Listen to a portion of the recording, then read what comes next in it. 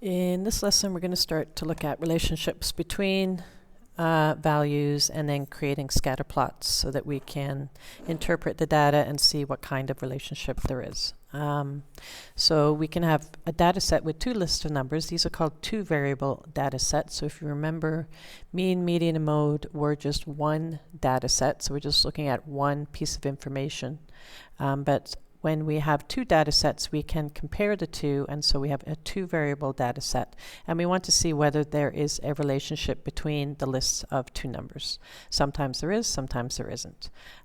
So we want to do that by creating a scatter plot, which means we are going to plot the points on some sort of grid and then see if there is a relationship. So before we do that, we have to decide which variable is independent and which one is our dependent variable. So an independent variable is not changed by the other. So an independent is something that we choose and it is not affected by the other variable. The dependent variable depends on the value of the independent. So the dependent value will change according to what we pick for the independent variable. So here we have some examples. The research question is, do tomatoes grow fastest under fluorescent, incandescent, or natural light? So we are running an experiment growing tomatoes, and we're going to decide which kind of light we are going to give the tomato plant. So the independent variable is going to be the type of light that we pick, because we get to choose the type of light that we are going to grow the tomato under. Often we'll call the independent variable the X variable. The dependent variable would be how much the plant grows according to the light that we give it. So the rate of growth will depend on the type of light that we give the plant, and often the dependent variable is called the Y variable. The second question is, what effect of diet and regular soda on blood sugar? So the type of soda we drink, whether it's diet or regular, is going to be our independent variable. We choose what type of soda or pop, as we might call it, that we are going to drink. And then our blood sugar would depend on the type of pop that we drink. So the blood sugar would be the dependent variable.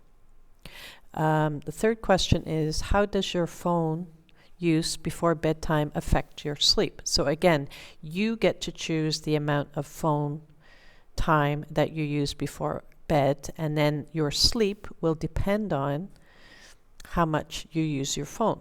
So the amount of sleep you get is not going to be, it will be affected by how much that phone use is, and so that will become the dependent variable. It will depend on how much I use my phone.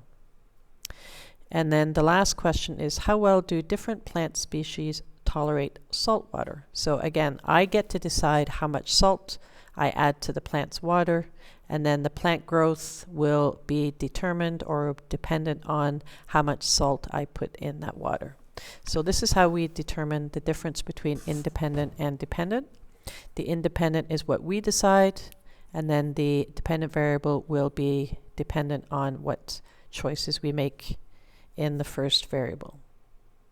So for example, Julie has gathered information about her age and height from the markings on the wall in her house. So she has measured her age in years and her height in centimeters. So we want to determine which is the independent and which is the dependent. So you have to ask yourself, does her age depend on how tall she is, or does how tall she is depend on her age? And so it makes most sense that her height is going to depend on how old she is. So my independent would be my age, and then my height would depend on how old I am.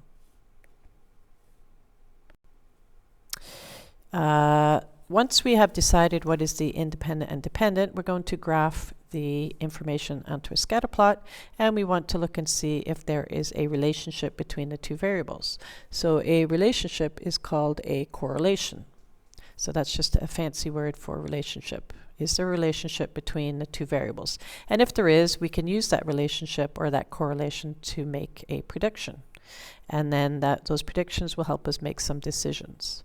So in the second example, we have a pile of books and we're measuring the height of the books. And so in the table, we can see that one book has a height of 3 centimeters, 2 books has a height of 6 centimeters, 3 books has a height of 9 centimeters, and so on. So the independent variable would be the number of books in the pile. That's how I get to decide how many books I'm going to put in the pile. So that would be my independent variable, or my x value. And then the height of the books would depend on how many books I put in the pile. And that would be my dependent variable. So that would be my y variable. And so once we've decided on the independent and dependent, we can make a grid. I'm only using positive values here because I can't have a negative number of books and I can't have a negative height. So I only have positive values. So the horizontal axis is your x-axis, and that is your independent variable always. And in this case, that's the number of books I put in the pile. My vertical axis is my y-axis, and that is my dependent variable. And in this question, it will be the height of the pile in centimeters. Okay, so I'm going to plot the points onto my grid. So the first point was one book was 3 centimeters. This is my x coordinate. This is my y coordinate. So starting at 0, I'm going to go to the right 1. So let's put some numbers on here. And I think I'm going to space these out a bit. I don't have to measure every single square. So I'm going to go every 2 squares is 1 book. 2 squares is 2 books. 2 more squares is 3 books. So I just want to space these numbers out a little bit so everything's not all squished into a little corner. And then on the y-axis, I'm going to do the same thing. 2 squares would be 3 centimeters, 6, 9, 12, 15. So remember, on your axes, you can put whatever number you want on your axes, but you have to be consistent. So let's just put a note up here. So numbers on axes, you have to be consistent in the value. So you can go up by 1, 2, 5, 10, 3, whatever you want, but you have to go up by the same amounts every time. So we have to go in consistent increments. And we want to spread the numbers out so they're not squished into one little part of the graph. So we want to have a nice graph that's easy to read. Okay, so the 0.13 means I go to the right on the x-axis 1 unit, and then I go up the y-axis to 3. So remember that each point has 2 coordinates. How much am I going right? How much am I going up? It's kind of like battleship. The second point was 2 books was 6 centimeters. So I'm going to go right 2, and I'm going to go up to 6. The next point was 3 was 9 centimeters. So I'm going to go right 3 books, and I'm going to go up to 9. And then the next point was 4 books was 12 centimeters. So I'm going to go right 4 and up to 12. And then the last point was 5 books was 15 centimeters. So we're going to go right 15, or right 5 books and up to 15. So once I've done that, I want to determine whether I'm going to join the points together in a line or not. So remember, we talked about discrete and continuous. So in this example, the values would be discrete because we can't have part of a book.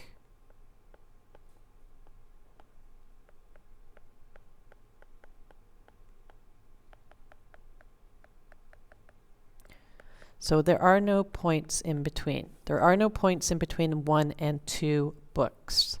I can't have 1.8 books. So I am not going to join these points in a line. I'm just going to leave them as they are. I could continue the pattern. I know that 6 books would go up to 18 because I know every book is 3 centimeters. And I also know 0 books would have a height of 0 centimeters. So I could add a couple of extra points, but I'm not going to join the points in a line because they are not continuous. There are no points in between these points, so they are discrete values. And then I want to see if there's a relationship. Well, I can see that the points look like they have a linear relationship, so there is a correlation. There is a relationship between the height of the books and how many books I have in the pile. And I would call this a positive correlation because the points are going up. So the points are going up to the right. That means as x gets bigger, y gets bigger. And so that is called a positive correlation. So if we look at the different types of correlation, we could have a positive correlation, a negative correlation,